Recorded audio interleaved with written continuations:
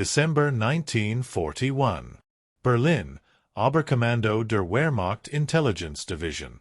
Cold winter light filtered through tall windows as Major Heinrich Vollmer spread reconnaissance photographs across the mahogany table.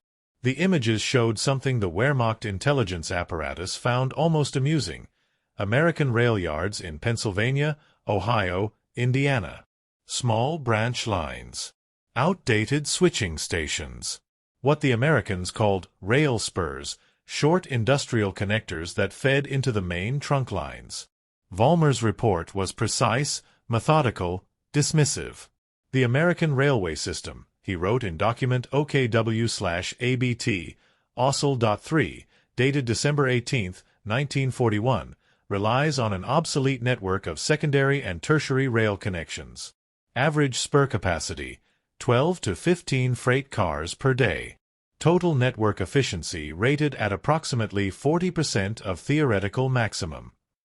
The numbers seemed to tell an obvious story. German railway engineers had timed everything. The Reich's intelligence services had infiltrated railroad workers' unions before the war, photographed junction boxes, measured rail gauge widths, calculated gradient angles on approach tracks. They knew that American spur lines, the short connectors between factories and main rail arteries, averaged just 800 to 1,200 meters in length.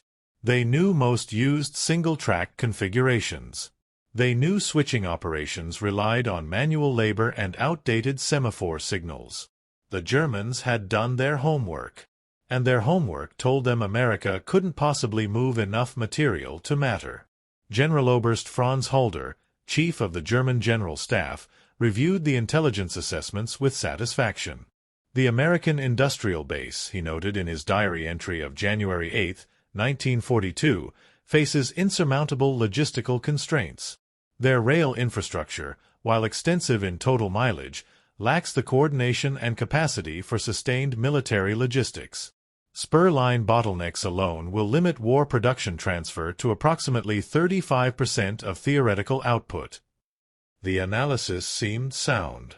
Germany's Reichsbahn operated with Germanic efficiency. Centralized control, standardized equipment, military priority protocols embedded in peacetime operations.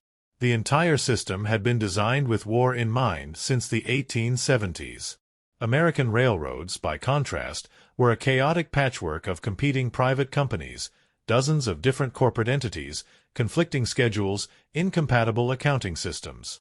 Lieutenant Colonel Victor Schreiber, Wehrmacht Transportation Analysis Office, Berlin, put it bluntly in a February 1942 briefing: "Gentlemen, the Americans have built factories they cannot feed and ports they cannot fill. A factory in Detroit or Cleveland might produce 500 tanks monthly, but if rail spurs can only move 15 cars daily, and each flat car carries 2 tanks, you're looking at a maximum monthly capacity of 900 units, assuming perfect operations, which American chaos will never achieve. Their infrastructure strangles their potential. We have already won the logistics war." The room full of officers nodded. The math was simple, brutal, decisive. What none of them understood, what none of them could have understood, was that they had measured the wrong thing entirely. They had timed empty rail spurs during peacetime.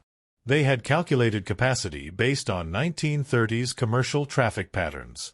They had assumed American railroads would continue operating as loosely coordinated private enterprises pursuing profit margins and quarterly dividends. They had no concept of what American industrial mobilization actually meant. The photographs showed quiet rail yards with a few dozen cars spotted at loading docks. Normal commercial traffic. Trains arriving twice daily, sometimes 3 times. Manual switching. Relaxed schedules. Everything the German analysts saw confirmed their assessment. Adequate for peace, catastrophically insufficient for total war. In the files stamped streng geheim, top secret, Wehrmacht intelligence had built an elaborate statistical model of American rail inadequacy. They had calculated tonnage per mile ratios, analyzed junction bottlenecks, predicted maintenance failures, estimated labor shortages. The conclusion was inescapable: American war production would be strangled in its own rail yards, unable to move sufficient material from factory to port. The assessment was professionally compiled, mathematically rigorous, and completely wrong. June 1942. U-Boat Command, Lorient, France. Captain Lieutenant Hans-Georg Fischer studied the patrol report with growing confusion. His U-572 had spent 3 weeks stalking convoy routes in the North Atlantic. The manifest intelligence was supposed to help them identify priority targets: ammunition ships, fuel tankers, vehicles. But the numbers in the intercepts didn't make sense. Convoy HX-193, the decoded shipping manifest indicated, 239 vessels, approximately 4,200 Sherman tanks, 2,800 trucks, 640,000 artillery shells, 18,000 tons of aviation fuel, 24,000 tons of steel plate, medical supplies, rations for 200,000 men. Fischer did the math in his head. That volume of material would require, he calculated again, roughly 6,000 to 7,000 rail cars to move from factories to East Coast ports. In one convoy. The intelligence assessments said American rail spurs could handle maybe 400 to 500 cars daily across the entire industrial Midwest. This can't be right, Fischer noted in his log. These numbers suggest rail capacity 10 to 15 times our estimates. Either the intercept is deception, or our intelligence is wrong. The intercept wasn't deception. In Baltimore, Philadelphia, New York, and Norfolk, port directors were watching something that shouldn't have been possible. Rail cars were arriving in continuous streams, not the predicted trickle of 15 to 20 cars per day per spur, but hundreds of cars, thousands of cars, an unending procession of freight rolling in from the industrial heartland. At the Sparrows Point Terminal in Baltimore, Port Director James T. McCarthy kept meticulous records. His daily logs from July 1942 show a progression that defied German predictions. July 1, 1942, 387 freight cars received and processed. July 8, 1942, 621 freight cars. July 15, 1942, 894 freight cars. July 22, 1942, 1,243 freight cars. July 29, 1942, 1,687 freight cars. We're not even fully ramped up yet, McCarthy wrote to the War Production Board. And we're already processing more daily capacity than the entire predicted monthly capacity in the German assessments our intelligence captured. What the Germans had missed was devastatingly simple. American rail spurs didn't stay small. Within weeks of Pearl Harbor, every major war production facility in the United States had begun expanding its rail infrastructure. Not modestly. Not incrementally. Explosively. The Chrysler tank arsenal in Detroit, which the Germans had noted handled approximately 12 to 15 cars daily on its single 800-meter spur, underwent transformation in early 1942. Construction crews, working around the clock in 3 shifts, laid down 4.2 miles of additional Track 6 parallel loading spurs instead of 1, automated switching yard with electric signals, 24 loading docks, up from 3, dedicated locomotive pool of 8 switcher engines. By May 1942, the Chrysler facility was loading 240 rail cars daily.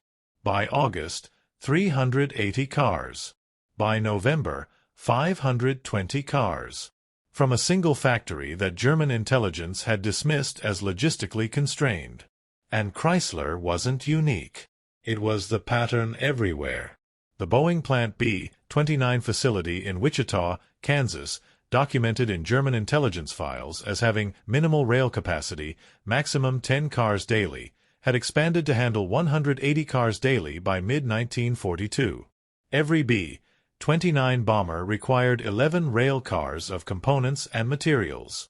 The Germans had calculated Boeing could produce perhaps 25 to 30 bombers monthly given rail constraints. By December 1942, Plant B-29 was shipping components for 125 aircraft monthly, and the number was rising. Captain Herbert Werner, commanding U-230, radioed back to BDU U-Boat Command in September 1942, Convoy SC-100. Estimated 180 vessels. Cargo manifests indicate material volume inconsistent with known American rail capacity. Torpedo attack priorities becoming difficult to assess due to target-rich environment exceeding predictions. Translation: there was too much to sink. Far too much. The German Naval Staff Analysis dated September 28, 1942, noted dryly, American convoy composition suggests either massive expansion of rail logistics capacity or multi-month stockpiling of materials prior to hostilities. Investigation continuing. They still didn't understand.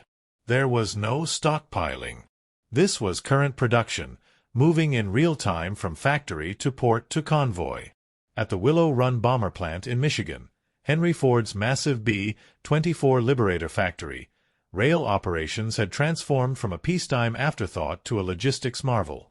The facility's rail system by late 1942 included 16 miles of internal track, 12 parallel loading spurs, 65 loading docks operating simultaneously, 3 dedicated switching yards, round-the-clock operations, 168 hours weekly. Daily capacity: 680 rail cars. German intelligence had estimated the entire facility at 15 to 20 cars daily. The numbers were speaking. The Germans just didn't want to hear what they were. March 1943. The realization was no longer avoidable. The captured documents from Operation Torch, the Allied invasion of North Africa, included detailed logistics manifests. Wehrmacht analysts in Berlin spent weeks analyzing them, checking figures, recalculating, hoping for errors. There were no errors. The Americans had moved 43,000 troops 2, 400 tanks and armored vehicles 18, 600 trucks and jeeps 420, 000 tons of supplies 840 aircraft. From American factories to East Coast ports in approximately 90 days. The rail tonnage required, by German calculations, should have taken 8 to 10 months to accumulate, assuming best-case scenarios. General Major Rudolf Gerke, Chief of Wehrmacht Transportation, submitted a revised assessment to OKW on April 4, 1943. His tone had changed completely. Previous intelligence estimates of American rail capacity must be considered fundamentally flawed. Evidence from North African operations indicates daily rail car movements of approximately 3,200 to 3,800 cars solely for military production. This represents capacity levels 18 to 20 times our earlier projections. The American rail system has not simply mobilized, it has transformed entirely. The transformation was total, systematic, and terrifying in its implications. By mid-1943, the American railroad system had evolved into something the world had never seen, a continent-spanning military logistics machine operating with the resources of the world's largest economy and the urgency of existential war. The Pennsylvania Railroad alone, just one of dozens of major carriers, was moving 1.2 million tons of war materials weekly, peak daily operations, 1,847 freight trains, up from 620 pre-war, 24-hour continuous operations at every major yard, priority military trains completing Chicago to New York runs in 31 hours, previously 48 to 52 hours. At the massive Decatur rail yard in Illinois, a critical junction point for traffic from Western factories, daily operations by summer 1943 included processing 2,400 to 2,800 freight cars daily, 840 cars sorted and redirected per 8-hour shift, 42 parallel classification tracks, up from 16 pre-war, electric switch automation replacing manual operations, dedicated military priority sections with expedited handling. Women had replaced men in switching operations, maintenance, and even locomotive operation as manpower shifted to combat units. 45,000 women worked as railroad employees by 1943, a tenfold increase. They kept the trains running while the men went to war. The rail spurs, those short factory connectors that German intelligence had dismissed, had multiplied like living organisms. Every major defense plant had expanded its rail infrastructure by factors of 5, 10, sometimes 15. The Ford Willow Run B-24 plant reached peak capacity in May 1943. One B-24 24 bomber completed every 63 minutes, 432 bombers monthly, each requiring 18 rail cars of components.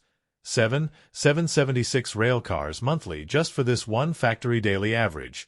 259 rail cars loaded and dispatched. The Germans had predicted 15 cars daily maximum. They were off by a factor of 17. But the real horror, from the Wehrmacht perspective, wasn't just the volume. It was the coordination. The United States Office of Defense Transportation, created in December 1941, had done what the Germans thought impossible: unified dozens of competing private railroads into a coordinated national system. Not through nationalization, but through routing priorities, standardized procedures, and shared infrastructure investment. Military cargo got absolute priority. Civilian traffic rerouted around it. Every junction, every switch, every signal had been optimized for throughput. The profit-driven chaos the Germans had counted on had been replaced by militarized efficiency, while somehow keeping the trains privately owned and operated. By late 1943, daily rail car loadings for war production had reached staggering levels. East Coast ports combined 4,200 to 4,600 cars daily. West Coast operations 1,800 to 2,100 cars daily. Great Lakes transfer points 2,400 cars daily. Gulf Coast petroleum loading 1,600 tank cars daily. Total approximately 10,000 to 11,000 freight cars daily dedicated to war production movement.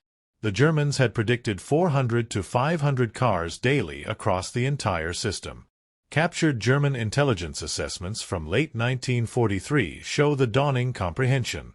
One report, marked "Nur für den Dienstbrauch," for official use only, stated, "American rail capacity has exceeded all previous estimates by factors that suggest systematic deception in pre-war intelligence gathering, or transformation of infrastructure at speeds that defy conventional understanding of engineering and construction timelines."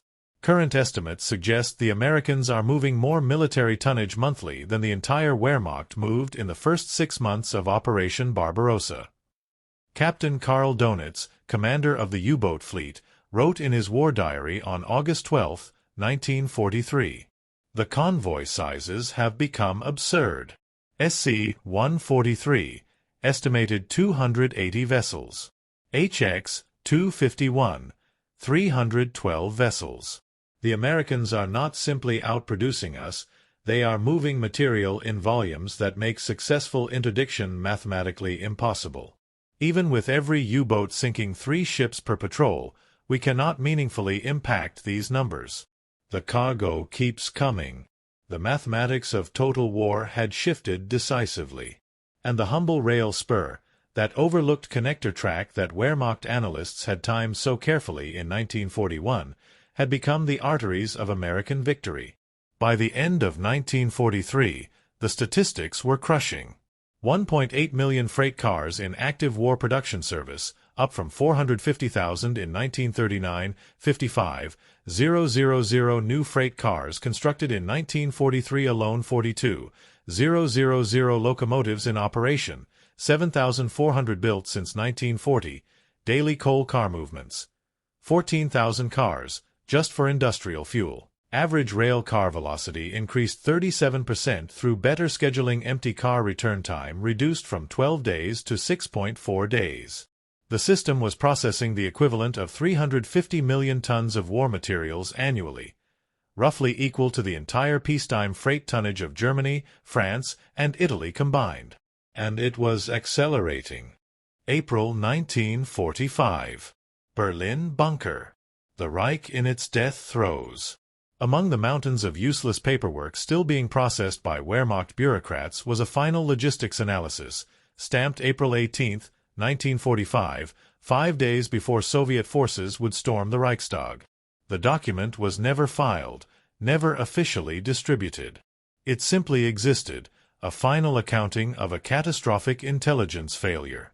Assessment: American Railway Logistics Capacity, 1941 to 1945. The numbers told a story of total miscalculation. 1941 German estimate versus 1945 reality. Predicted daily military freight cars, 400-500 actual peak capacity. 12,000 plus cars daily error factor. 24-30x predicted monthly war production tonnage via rail. 280,000 tons actual monthly average. 1944 8.4 million tons error factor. 30x predicted rail spur capacity per major factory. 12 to 15 cars daily actual average at peak production. 280 to 340 cars daily error factor. 20-23x. The final statistics were almost incomprehensible. Between December 1941 and May 1945, American railroads moved 2.8 billion tons of military freight, 97% on-time delivery for military priority cargo, 43.6 million military personnel transported domestically, 132,000 locomotives and 1.9 million freight cars utilized at peak, zero significant infrastructure failures causing operational delays. The rail system that the Wehrmacht had dismissed as obsolete and constrained had moved more military material than all the Axis powers combined, including their captive and occupied railways across Europe and Asia. Albert Speer, Reich Minister of Armaments and War Production, wrote in his secret diary, later seized by Allied forces, on March 3, 1945. We studied the American railway system in meticulous detail before the war. We measured their inefficiencies, documented their corporate chaos, calculated their limitations. We were correct about their peacetime limitations. What we failed to comprehend was their capacity for transformation. They rebuilt their entire rail infrastructure for war in less time than we required to repair bomb damage to the Reichsbahn. This alone should have told us the war was unwinnable. The Germans had applied Prussian logic to American capability, and discovered that American logistics didn't operate on Prussian principles at all. Where German efficiency required centralized planning and military discipline, American logistics thrived on decentralized execution, massive resource application, and the organized chaos of competitive private enterprise unified by common purpose. Post-war analysis by the U.S. Army Transportation Corps revealed additional stunning facts. 19,200 miles of new rail track laid in the U.S. during the war, primarily spurs, sidings, and yard expansions. $1.3 billion invested in rail infrastructure improvements, 1940 to 1945.